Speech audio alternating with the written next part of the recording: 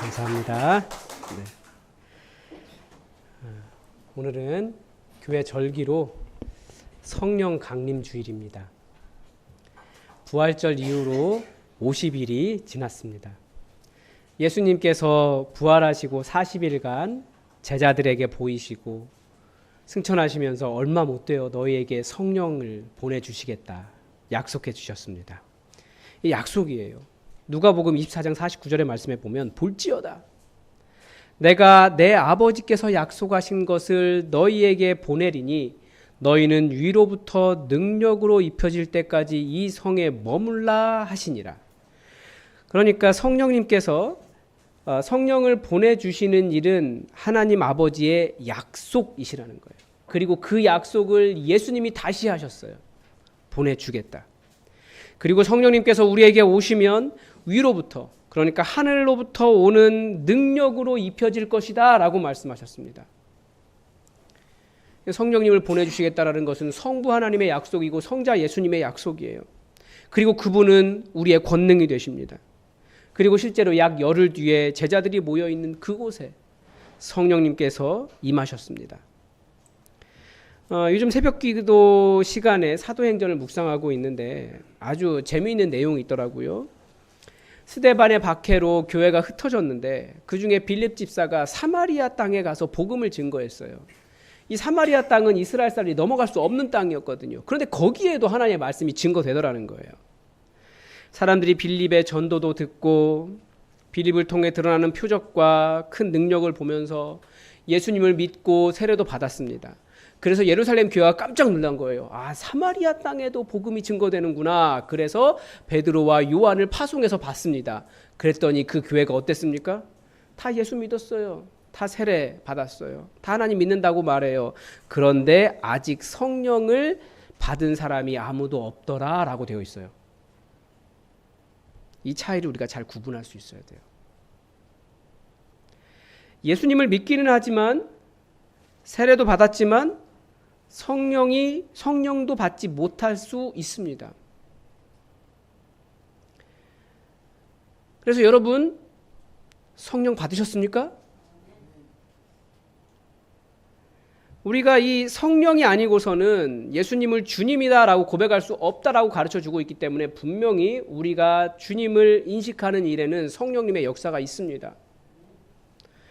그렇지만 분명히 성령님의 역사로 우리가 예수님을 깨닫고 예수님을 내 주인이라고 고백해도 세례도 받을 수 있지만 권능으로 입혀지는 일은 성령님이 아니고서는 불가능하다는 일입니다. 그래서 우리는 믿는다고 말하는 사람일수록 더욱더 성령 받도록 기도하셔야 되는 겁니다. 성도는 성령을 받지 않으면 능력이 없습니다. 뭔가 이렇게 예수 믿는다고 하는데 뭔가 이렇게 힘 빠진 사람도 있잖아요. 왜 그래요? 성령 받지 못했기 때문에 그래요. 성령을 분명히 예수 믿는다고 하는데 여전히 변화되지 않는 사람들이 있어요. 왜 그렇습니까? 성령 받지 못했기 때문에 그래요. 성령을 받지 않으면 기도하는 일도 힘듭니다. 기도가 잘 안 돼요. 성령 받아야 은혜로 충만합니다. 모든 말씀이 들려요. 말씀을 들리게 하시는 일도 성령님께서 하시는 일이에요. 그래서 모두가 다 앉아있지만 말씀을 다 깨닫지는 못해요. 그래서 말씀을 듣고 깨달아서 구원받으면 안 되니까 회개에 이르면 안 되니까 안 들리게도 하시잖아요. 성령님께서 역사하시지 않는 거예요. 그런 사람에게는. 성령 받아야 낙심하지도 않습니다. 우리 마음도 마찬가지죠. 왜냐하면 하나님의 권능을 알고 있기 때문에 낙심할 수가 없어요. 우리 하나님이 우리 가운데 역사하고 계시는데 왜 낙심합니까? 그리고 사명도 이룰 수 있습니다. 그래서 그리스도인의 삶은 성령님과 떼어낼 수 없다라는 거죠. 여러분, 그런데 성령님은 어떻습니까? 이제 계속해서 이야기하겠지만 성령에 충만하기도 하고 성령이 쪼그라들기도 해요. 이게 말이 좀 이상한데요. 표현 그래요. 예. 내가 성령에 충만하면 육체의 소욕이 일어나지 않고 반대로 성령에 충만하지 않으면 육체의 소욕이 나를 지배하는 거예요. 성령님께서 우리 안에 임하신 사건은 대변혁적인 사건이에요. 생각해 보십시오. 여러분에게 하나님의 영이 있습니다. 엄청난 일 아닙니까? 여러분에게 하나님의 영이 임하여 있다고요. 우리가 예수님을 믿고 난 이후에 하나님의 자녀로 하나님의 백성으로 신분이 변화되었습니다. 그런데 이 변화는 단순히 그런 거야 라고 말하는 게 그런 수준이 아니라 정말 사람이 달라지는 변화가 성령님으로 인해 실제로 일어난다는 겁니다. 사람이 달라지는 실제 변화가 무엇입니까? 오늘 말씀이 가르쳐 주는 거예요. 여러분 안에 하나님의 영이 있습니다. 그래서 어떤 분이 그 예수님 처음 믿고 난 다음에 갑자기 몇십 년 동안 피던 담배를 딱 끊었어요. 그래서 왜 그러냐 그랬더니 친구들이 다 물어볼 거 아니에요. 왜 그러냐 그랬더니 내 안에 하나님의 영이 있대. 내가 어떻게 담배로 내 몸을 더럽힐 수 있냐. 그러면서 담배를 뚝 끊으셨어요. 그게 안 끊어진다면서요. 성령님으로 인한 변화가 일어나는 거죠. 이 변화를 이해하기 위해서는 우리가 영적이다, 육적이다, 영, 육체 이런 단어를 구분할 줄 알아야 됩니다. 이게 지금 약간 좀 성경의 표현들이 우리가 이게 오해할 수 있는데요. 우리가 육적이다 그러면 이 육체를 말하는 것 같잖아요. 살덩어리. 그런데 사도 바울은 상당히 많은 곳에서 육적이다는 그 하나님과 관련이 없는 인간을 따르는 마음, 그 상태, 인간의 성품이 나오는 그런 예수 믿기 전의 상태, 이것을 육적이다라고 말하고 하나님과 연관된 거룩하고 예배하고 하나님을 사랑하고 좋은 성품 나타나는 거, 이것을 영적이다 이렇게 표현합니다.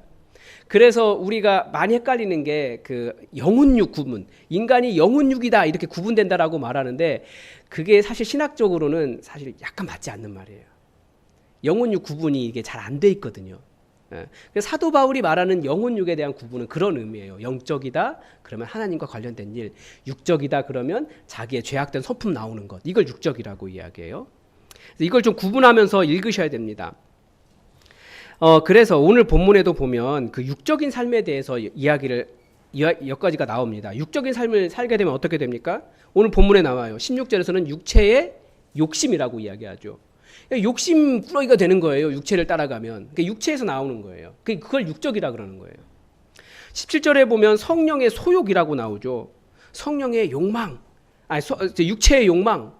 그러니까 육체가 이렇게 계속해서 우리에게 요구하는 게 있어요. 육체를 따라가면 이렇게 살아라라고 하는 그런 욕망들이 있잖아요. 막 따라가게 되고 에너지를 받게 되고 그게 육체의 소욕이에요.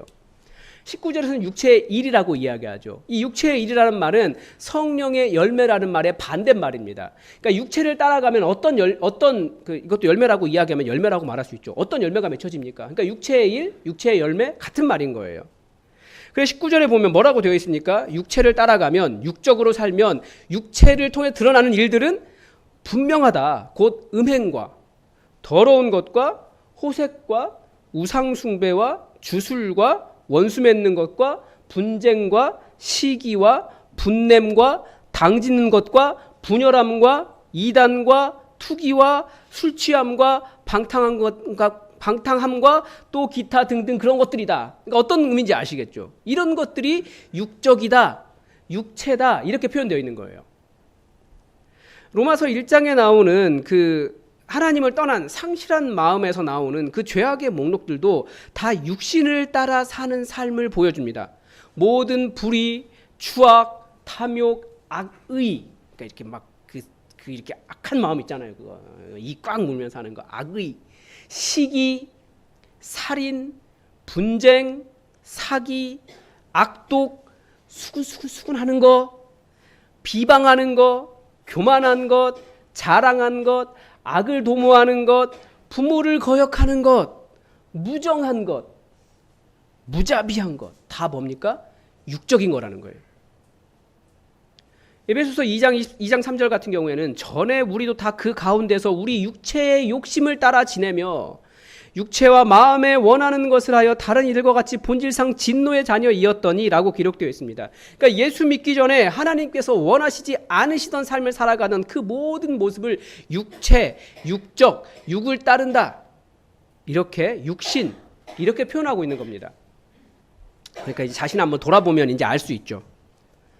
예수님을 믿는다고 하면서 여전히 육적인 삶을 살고 있는지, 육체를 따라 살고 있는지, 나를 움직이는 힘이 육체의 소욕인지 우리 분별할 수 있잖아요. 음란하고 하나님보다 다른 것을 더 높이 평가하고 때로는 분쟁하고 용서할 줄 모르고 뒤에서 다른 사람 험담하고 또 누구 잘하면 투기하고 술 취하고 이런 것이 다 육적인 거라는 거예요. 그 겉으로 보이기는 이런 것이 있는데 또 내면적으로는 뭐가 있냐면 희망이 사라지고. 왜 희망이 사라집니까? 우리 방금 스데반 이야기 말씀드렸는데 예루살렘 교회에 누군가가 죽었어요. 박해를 받아서 스데반이 돌 맞아 죽었잖아요. 그러면 교회의 위기입니까? 우리는 그렇게 생각할 수 있어요. 그런데 그게 육적인 거라는 거예요. 실제로 교회는 어떻게 되었습니까? 그 일 때문에 누군가는 옥에도 갇히고 누군가는 죽임을 또 당하지만 교회가 흩어지면서 복음이 사마리아 땅에 들어갔어요. 들어갈 수 없는 원수의 지역에 말씀이 들어가게 되었다고요. 그러니까 우리는 하나님의 통치, 하나님의 역사를 인정하기 때문에 지금 우리에게 임하는 어떤 사건으로 인해서 일희일비하지 않습니다. 하나님을 믿기 때문에. 그러니까 성령님이 임하셔 있는데, 성령님이 역사하시는데 무엇 때문에 낙심하고 무엇 때문에 괴로워하고 안 된다고 말하겠습니까? 그 그리스도의 자세가 아니에요. 그 낙심하는 것도, 희망이 사라지는 것도, 이것도 육적인 거예요. 근데 육체는 끊임없이 이제 끝났어. 다른 사람들이 말하는 시선에 흔들리게 만듭니다. 근데 그게 사탄의 참소 아닙니까? 하나님은 나를 뭐라고 바라보시는가? 하나님은 살아계시고 역사하시기 때문에 지금 우리에게 무엇을 행하고 계시는가? 이걸 바라보는 것이 아니라 끝났어.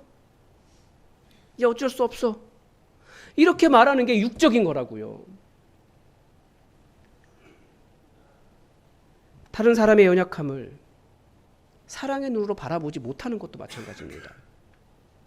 그런 상태들도 다 육을 따라가기 때문에 성경은 그렇게 가르쳐주는 거예요. 그게 다 육적이다. 그게 육체다. 육체의 욕심을 이루는 것이다. 육체의 일이다. 이렇게 말하는 겁니다. 그러니까 우리가 이것을 잘 분별할 수 있어야 됩니다. 뭘 분별해야 되냐면 아까도 말씀드렸지만 교회 안에 들어와 있어도 모두 성령에 충만한 건 아니에요. 성령을 받은 게 아니에요. 그래서 신앙생활 잘 한다고 하지만 여전히 육적인 삶을 살아갈 수 있다라는 거죠. 그러니까 입에는 신학적인 용어가 가득 찰 수 있어요. 교회 오래 다니면 다 그렇게 돼요. 하지만 여전히 마음속에 미움과 분노와 투기와 분쟁과 음란과 정죄와 사랑 없는 딱딱한 마음과 수글수글하는 것과 부모를 거역하는 것과 충성하지 못하고 온유하지 못하고 그런 것도 있잖아요. 그런 것들이 가득 차 있으면 교회 안에 들어가 있지만 여전히 육체를 따라 사는 사람이라는 거죠. 이런 비슷한 예가 있어요. 누군가의 우리는 이게 뭐냐면 우리가 다들 이렇게 뭐라고 할까요? 좀 괜찮은 사람들이잖아요. 다른 사람들의 잘못을 보면 이렇게 고쳐주고 싶은 마음이 있어요. 그런데 잘못된 것을 바로 잡는 것은 분명히 해야 될 일입니다. 그런데 잘못을 바로 잡겠다고 자신이 분을 내고 상대방을 무시한다든지 혹은 절제하고 온유하고 친절하지 않은 태도로 갈등을 해결하려고 하는 거. 고압적인 자세 그런 거 있잖아요. 내가 너에게 말할 수 있는 사람이야. 그러면서 그런 식으로 해결하려는 게 여전히 육체의 욕망을 따르고 있는 것입니다. 그게 육체예요. 자, 그럼 우리 잘 알겠죠? 육체도 있고 성령의 일도 우리 안에는 동시에 있어요. 주님 오시는 그날까지 우리는 이 둘이 함께 살아갑니다. 이게 성화라고 하잖아요. 그러니까 어떤 때는 성령에 충만하면 이 육체의 일이 조금 쪼그라들어요. 그런데 반대로 성령에 우리가 충만하지 않으면 육체의 일이 훨씬 강하게 드러나요. 우리는 그 시소를 계속 타고 다닌다는 거죠. 주님 오시는 그날까지 그렇게 될 거예요. 그렇지만 우리는 분별할 수 있어야 되는 거죠. 그러면서 성령에 충만하여 성령을 따르는 삶, 이게 우리가 살아가야 될 삶이라는 겁니다. 그래서 여러분 안에 육체의 삶이, 육체를 따르는 삶이 나타난다고 해서 좌절하지 마십시오. 그때는 사탄이 집요하게 참수합니다. 거봐, 네가 무슨 그리스도인이야. 넌 어쩔 수 없어. 그때 사탄에게 얘기해야 돼요. 맞아, 어쩔 수 없어. 육적인 거 주님 오실 때 그날까지 어쩔 수 없어. 그럴 때 우리 뭐 해야 될까요? 다시 기도하는 거예요. 제게 성령을 부어주십시오. 성령을 따라 행할 수 있도록 성령을 부어주십시오. 기도하면서 다시 정신 차리고 회개하고 성령님을 따라가는 거죠. 그래서 우리의 주제는 이거죠. 성도로서, 하나님의 자녀로서, 천국 시민으로서 어떻게 그런 육적인 삶을 이기며 살아가겠냐는 거예요. 우리를 지배하고 있는 정욕과 욕망과 자기 육체를 어떻게 이길 수 있겠냐는 거예요. 16절의 말씀 읽어보겠습니다. 다 함께 읽어보겠습니다. 시작.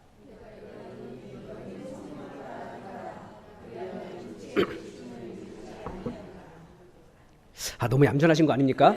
지금 엄청난 솔루션이 지금 이렇게 확 선포가 됐는데 우리 다시 한번 큰 소리로 여러분 영혼에 선포하며 함께 읽어보겠습니다. 시작. 내가 이르노니 너희는 성령을 따라 행하라. 그리하면 육체의 욕심을 이루지 아니하리라. 아멘. 그렇습니다. 육체의 욕심을 이루지 않는 방법은 성령을 따라 행하는 것입니다. 세상도 육체를 따르는 삶이 잘못됐다는 거 알아요. 음란하고 투기하고 분노하고 싸우고 용서하지 못하고. 그런데 그런 것을 막기 위해서 어떻게 합니까? 세상은 주로 법을 만들어요. 그런데 법을 안 지키면 또 어떻게 합니까? 안 지켰다고 분노해요. 다시 여전히 육체의 일이에요. 그건 육체의 일이에요. 그러라고 그 세상 질서는 그렇게 돌아가는지 모르겠지만 교회는 그게 아니라는 거예요. 뭐 음란함만 생각해봐도 그래요. 동성애라든지 간음죄의 폐지라든지 TV에 나오는 연예인들이 얼마나 성적인 부분에서 자유를 강조하는지 여러분 다 아시지 않습니까? 근데 저는 그런 것들 보고 자라는 저희 아이들이 너무나 걱정이 돼요. 어떤 여가수는 콘서트 뭐 일부 예배 때는 얘기하지 않은 거지만 콘서트 가는데 콘서트에 온 사람들한테 모두 콘돔을 뿌린대잖아요. 우리가 다 TV에서 보는 연예인이에요. 그런 게 세상이에요. 그런데 그러니까 아무리 막으려고 해도 그런 육체를 따르는 삶이 훨씬 더 강하게 일어나는 것이 세상입니다. 다들 흥청망청 쾌락을 위해 먹고 마시고 놀라고 말합니다. 그래서 얼마나 사람들이 도덕적으로 문제가 있는지 잘 아시지 않습니까? 다른 사람의 존엄성을 무시하는 사람도 있어요. 근데 육체를 따라 산다면 어떤 법으로도 절대 어떤 권력으로도 그 인간의 육체를 따르는 것을 막아낼 수 없습니다. 그러니까 육체를 따르는 방법으로 또 막아내기 때문에 절대 육체가 사라지지 않는 거예요. 심지어 성도들도 그렇습니다. 육체를 따르는 삶을 매우 가볍게 생각하는 거예요. 왜냐하면 우리 죽을 때까지 육체의 삶이 내 안에 있기 때문에, 육체를 따르는 삶이 있기 때문에 뭐 당연한 거야 라고 생각하는데 이게 당연한 게 아닙니다. 나는 구원의 확신이 있으니 육체를 조금 따라 살아도 문제가 없어 라고 생각하게 되는데 그거 굉장히 위험한 생각입니다. 뭐 인간이 다 그렇지 뭐 예수 믿어도 뭐 달라져? 그런 생각하는 것 굉장히 조심해야 되는 겁니다. 육체를 따르는 삶을 절대 가볍게 보시면 안 됩니다. 성경에 절대 천국 못 가라고 말하는 내용이 몇 가지가 나오는데 그게 어린아이들, 그러니까 사회적 신분이 굉장히 낮은 사람들을 무시하는 사람, 천국 못 가 예수님 말씀하셨고 여기에도 나와요. 21절에 뭐라고 경계하고 있습니까? 전에 너희에게 경계한 것 같이 경계하노니 이런 일을 하는 자들은 하나님의 나라를 유업으로 받지 못할 것이요. 그러니까 육체를 따라 살면 육체가 내 안에서 자꾸 소욕을 일으킨다 할지라도 그것을 따라 살면 그냥 아무 생각 없이 이렇게 살아도 돼 가볍게 생각하면 그거 무너지면 하나님 나라를 유업으로 받을 수 없다. 아주 무섭게 경고하고 있는 거예요. 천국 못 가. 몇 가지가 있는데 그 중에 하나예요. 육체 따라 살지 말아라. 너의 삶에 육체의 삶이 지배하지 않도록 해라. 절대 난 이미 구원받았으니 육체를 조금 따라가도 괜찮아. 다른 사람들도 다 그러는데 교회 안에 뭐 누가 이렇게 살아. 그 거룩을 무시하면 천국 못 갑니다. 제 얘기가 아니고 말씀 얘기입니다. 예수님은 절대 우리를 그렇게 살라고 부르지 않으셨다라는 거죠. 어떤 분들은 또 성령을 따라 행하는 것이 양심 따라 사는 거라고 생각해요. 근데 양심이라는 것은 뭐냐면 이 시대에 착하다고 말하는 게 양심이에요. 말씀이 아니고 양심은 세상 기준일 때가 많아요. 다른 사람 다 하면 나도 괜찮다고 생각해요. 그런데 다른 사람들 그래서 다른 사람들에게는 착한 사람이다 칭찬을 듣고 나도 스스로도 나는 꽤 괜찮은 사람이다 이렇게 생각하면 착각하겠지만 사실은 하나님의 뜻을 이루는 데는 아무런 관련이 없는 것이 양심입니다. 육체의 욕심을 이길 수 있는 방법은 단 하나, 성령을 따라 행하는 것입니다. 그렇다면 성령을 따라 행하는 것이 무엇인지 우리가 잘 알아야겠죠. 근데 성경은 사실 그걸 자세하게 이야기하고 있진 않아요. 왜냐하면 이미 성령님께서 임하셔서 이 성령님께서 임하셔서 개인에게 역사하시는 것은 매우 예민한 개인적인 관계이기 때문에 어떻게 딱 이거다라고 말하기가 어려운 겁니다. 또 이거다라고 말하는 순간 그건 뭐가 됩니까? 또 다른 율법이 돼버려요. 그러니까 우리가 성령님과 인격적인 관계를 맺으면서 살아가는 게 성령을 따라 사는 겁니다. 그래서 오늘 본문 성령을 따라 행하라는 원어적으로는 성령님으로 걸어라 이렇게 되어 있는 거예요. 제가 직역을 하자면 그렇습니다. 그래서 성령님 안에서 살아가라 이런 의미도 됩니다. 다양한 번역들이 있더라고요. 성령님께서 너의 삶을 인도하게 하라. 성령님의 인도를 따르라는 거죠. 또 어떤 번역은 성령님 안에서 걷는 삶을 습관화해라. 그러니까 습관적으로 항상 성령님을 찾으며 살아가라는 거예요. 성령님은 뭐라고 말씀하시는가? 지금 이 일에 대해 성령님 뭐라고 말씀하시는가? 내 안에 육체의 소욕이 일어날 때마다 내가 이걸 따르는 것이 옳은지 성령님께 순종해라. 이런 식으로 이야기하는 거예요. 또 어떤 번역은 성령님과 보조를 맞춰라. 그러니까 성령님과 손잡고 함께 걸어가라는 거예요. 저는 이렇게 해석합니다. 먼저 내가 내 육체를 성령을 따라 행하는 것은 먼저 내가 내 육체를 따르고 있는지를 분별할 수 있는 겁니다. 그게 성령님을 따라서 행하는 거더라고요. 성령님께서 육체를 거스르기 때문에. 그 17절에 보면 그렇게 되어 있잖아요. 육체의 소욕은 어떻게 한다고요? 성령을 거스르고 성령은 육체를 거스르나니. 그러니까 성령님을 따라 살면 내가 육체를 따라 살 때마다 그 육체를 따르는 삶이 거슬리게 되는 거예요. 내가 잘못 살고 있구나. 내 안에 분노가 막 일어나요. 물론 뭐 거룩한 분노가 있다 그러는데 그 분노가 이게 육체를 따라 나오는 분노인지 성령님께서 분별할 수 있게 해주세요. 혹은 내가 무엇인가 열심히 정말 좋은 일이라고 따라가고 있는데 이게 우상숭배인지, 우상숭배가 좋은 것이라고 했잖아요. 좋은 것들이 하나님보다 더 큰 위치를 차지할 때 우상숭배가 돼요. 그럴 때 이게 우상숭배인지 아닌지 성령님께서 거슬리게 하시는 거예요. 육체를 따라 살 때마다 그거 아니야 라고 가르쳐 주세요. 음란한 말을 했을 때도 그거 아니야 라고 말씀해 주시고, 다른 사람 비방할 때도 이거 아니지 깨닫게 해주시고, 누군가와 이렇게 공동체 안에 사람들과 거리가 멀어졌을 때 괴롭게 하시는 일도 성령님께서 하시는 일이에요. 그러면 안 된다. 22절에서 23절에 나오는 성령의 열매가 나오잖아요. 그런데 그것도 이 기준에 따라서 내가 알 수 있는 거예요. 내 사람의 일, 그 육체의 일이 나에게 나오고 있는가, 성령님의 일이 나오고 있는가. 나는 잘했다고 생각했는데 돌아보니까 사랑이 아니었어요. 그럼 그거 뭐가 되는 겁니까? 육체의 일이 되는 거예요. 나는 열심히 일했는데 거기에 희락이 없어요. 그게 육체의 일이 될 수 있어요. 교회 안에서 일할 때. 다른 사람에게 나는 잘한다고 했는데 자꾸 분열해요. 성령의 열매가 아니기 때문에 계속 불편하고 거슬리는 거예요. 그때 지금 내가 성령의 열매를 맺지 않는 것을 보니 내가 육체를 따라 살고 있구나. 성령님께서 깨닫게 해주시는 거죠. 또 하나 18절에 보면 이런 말씀이 나옵니다. 성령의 인도하시는 바가 되면 율법 아래에 있지 아니하니라. 여기서 율법이 무엇인지 4장 6절을 통해 알 수 있습니다. 하나님이 아닌 자들, 하나님의 말씀이 아닌 것들에게 종 노릇하는 것이 다 율법입니다. 성령님은 그 율법으로부터 자유하게 하십니다. 그 율법의 지배를 받지 않게 하세요. 그러니까 하나님 아닌 사람들, 하나님이 아닌 것들 다 우상숭배라고 말씀을 드렸어요. 우상숭배 뭐라고요? 좋은 것들이라고요. 의로운 것들이에요. 괜찮은 것들이에요. 근데 그게 하나님의 사랑, 하나님의 법, 성령님을 따르는 것보다 우선시되면 이게 율법이 되는 겁니다. 그래서 아주 조심스럽게 말씀드린 게 뭐냐면 자기의 의로움이에요. 나의 의로움. 내가 보기엔 옳아요. 그렇게 하는 게 맞아요. 그런데 이 세상에 가장 옳으신 분은 누구십니까? 하나님이십니다.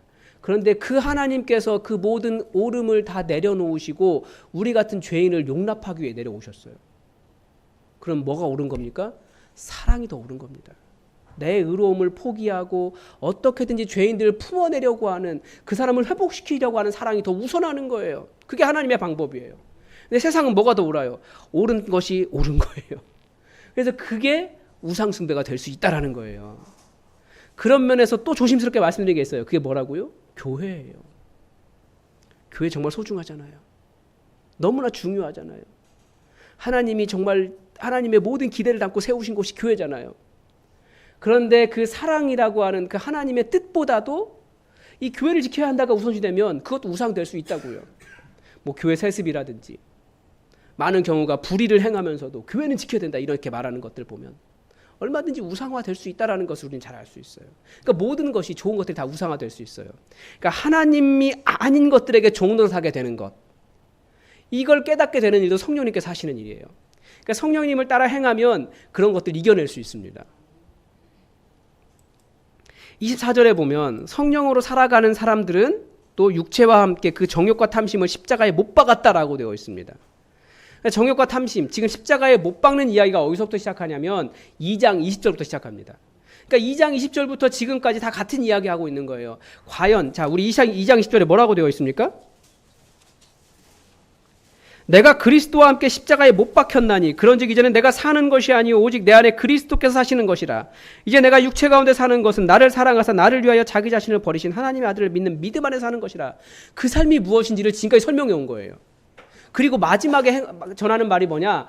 육체를 십자가에 못 박는다라고 하는 것은 성령을 따라 행하는 것이다 라고 말하면서 이거 얘기한 거예요. 정욕과 탐심을 십자가에 못 박지 않으면 우리는 정욕과 탐심의 노예가 되어버립니다. 자꾸 집착해요. 더 가져야 한다라고 말하고요. 자유가 없어요. 하나님의 말씀이나 사명이 아니라 다른 것에 끊임없이 빠져들어갑니다. 왜냐하면 하늘로부터 오는 능력이 아니라 이 세상의 힘으로 자기 육신을 따라가는 그 육체의 욕망으로 승리해 보려고 하고 움직여 보려고 하기 때문에 유혹에 계속 빠진다라는 거예요. 이렇게 설명할 수 있습니다. 이게 정확한 그 예가 될지 모르겠지만 비슷한 것 같아요. 아까 육체의 소욕이라고 했잖아요. 육체를 따라갈 때도 에너지가 있어요. 여러분 그 돈 엄청나게 많이 벌린다 그러면 열심히 일할 수 있잖아요. 네. 자기의 의로움이 거기 있으면 정말 열심히 일할 수 있잖아요. 분노해 가면서 그거 안 따라오면 막 뭐라고 해가면서 할 수 있잖아요. 그러니까 육체의 대표적인 그 성품이, 그러니까 육체의 일이 가장 큰 게 분노거든요. 나는 옳기 때문에, 그러니까 내가 하나님 자리에 올라가 있는 죄인이기 때문에 항상 다른 사람을 보면 분노가 일어나요. 너 왜 그거 못해? 그러니까 육체의 일의 대표적인 게 분노예요. 좋게 말한다고 하면서 분노하면서 얘기하는 거, 그거 육체의 일인 거예요. 그런데 어쨌든 그것도 삶을 살아가게 하는 에너지가 되고요. 어떤 일을 이루는 에너지가 될 수 있어요. 그런데 좋은 에너지는 아닌 거예요. 예를 들면 적절한 비유는 아니지만 이 잘못된 연료를 사용하는 엔진과 같습니다. 여러분 휘발유 엔진에 그 경유 넣으면 어떻게 됩니까? 조금은 굴러간다 그래요. 그런데 조금 지나면 연료 계통이 다 망가져요. 엔진 다 바꿔야 돼요. 우리 박신영 집사님 고개를 끄덕여 주셔서 만나봅니다. 네. 뭐 그렇습니다. 잠깐은 돌아가도 엔진 다 망가져요. 잘못하면 엔진기관 전체를 다 바꿔야 돼요. 차 못 써요. 그러니까 그리스도인은 누굽니까? 다른 종류의 인간이에요. 다른 종류의 인간. 그런데 육체의 소욕을 따라 인간 움직여 나가려고 하면 어떻게 되겠습니까? 인간 망가지는 거예요. 그냥 그 하나님 나라 유업을 갖지 못합니다가 아니고 그 전에 이미 다 끝나는 거예요. 육체의 소욕을 따라 살면. 그리스도인은 성령을 따라 행하도록 만들어진 거예요. 그게 우리라는 거죠. 그래야 바르게 작동하고 그 일 할 수 있는 거예요. 또 하나 25절에 보면 이렇게 나와요. 만일 우리가 성령으로 살면 또한 어떻게 하라고요? 성령으로 행할지니. 같은 이야기하고 있죠. 성령을 따라 행하라. 이 부분을 조금 다르게 이해하면 이렇게 말할 수 있어요. 우리는 성령으로 생명을 얻었으니 성령이 인도해 주심을 따라 살아가십시오 라는 뜻이에요. 여러분의 생명이 어디서 나왔습니까? 예수 그리스도께서 우리를 구원하시고 성령을 통해서 우리는 살아가는 거예요. 생명의 영, 그 영을 따라서. 그런데 다른 무엇으로 어떻게 육체를 따라 살아갈 수 있습니까? 그게 아니라는 거죠. 그러니까 성령님의 인도함을 받으라는 거예요. 성령님께서 인도하실 때 아멘 순종하십시오 이런 뜻입니다. 이제 나의 육체를 따르는 삶이 죽었으니 성령님의 소욕, 성령님께서 하라고 하시는 대로 살아라 라는 뜻입니다. 성령님의 인도함을 받으면 사람이 어떻게 될까요? 26절에 보니까 그 결론이 이거예요. 헛된 영광을 구하지 않고 서로를 노엽게 하거나 투기하지 않습니다. 즉 성령의 인도하심은 그 결과가 어떻게 나옵니까? 다른 사람을 어떻게 바라볼지, 교회 안에 사는 성도들을 어떻게 대우할지, 그들과 어떤 관계를 맺을지 공동체를 이루는 삶으로 나온다는 겁니다. 성령에 충만하다라고 하는데 다른 사람 다 못 살게 하고 자기만 살겠다고 하는 사람, 가능합니까? 불가능합니까? 그 성령에 충만한 거 아니에요. 성령에 충만하면 다른 사람을 살린다라는 거예요. 성령에 충만하면 서로를 노엽게 하거나 누군가를 투기하지 않아요. 마음에 맺힌 악의가 없어요. 성령에 충만하면. 성령을 따라 살면.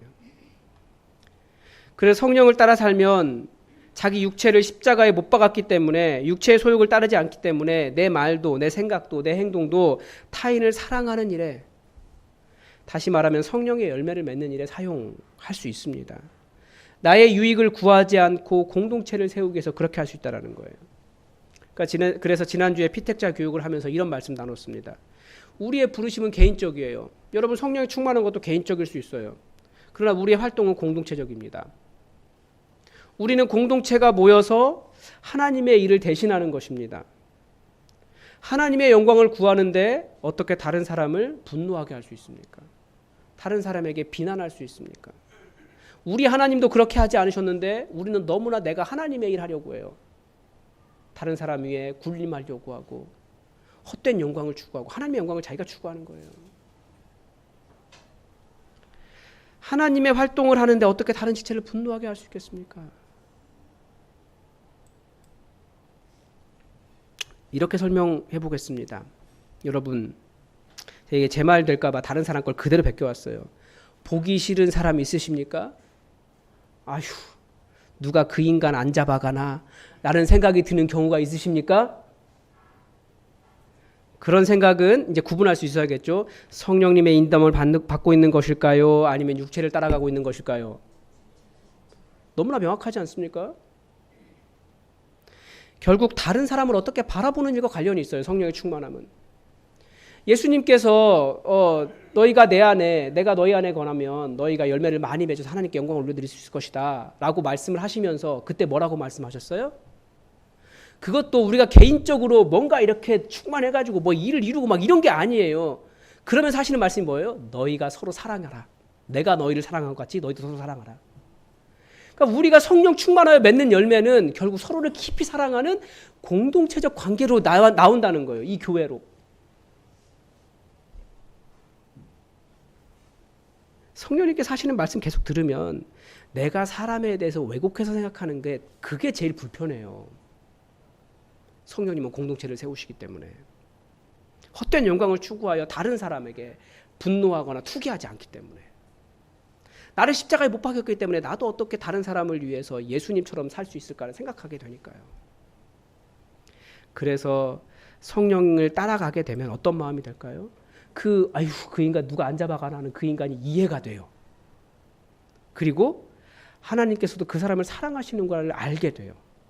그리고 그때부터 사랑과 긍휼이 일어나면서 그 사람을 향한 기도를 다르게 할 수 있습니다. 그래서 지금까지는 항상 미워하느라고 마음에 맺혀 있었는데 그게 아니고 이제는 사랑하느라고 마음에 맺혀 있을 수 있어요.